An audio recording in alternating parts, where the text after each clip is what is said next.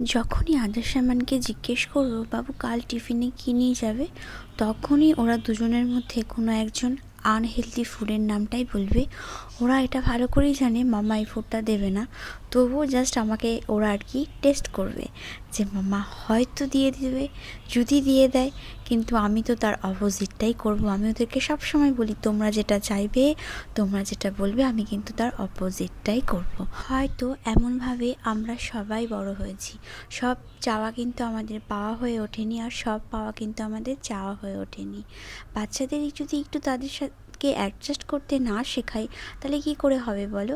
ওদের tiffin pack করে ওদেরকে বাই বলে এবার সোনারও ব্রেকফাস্টটাকে টেবিলে রেডি করে দিতে হলো।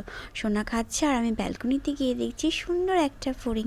এই ফড়িং দেখলে জানো, ছোটোবেলায় ফড়িং মামার গল্পের কথা মনে পড়ে যায়। কত খেলেছি এই ফড়িং নিয়ে, তাই বেশ ছিল কিন্তু দিনগুলো। সোনাও রেডি যাওয়ার জন্য, টাটা।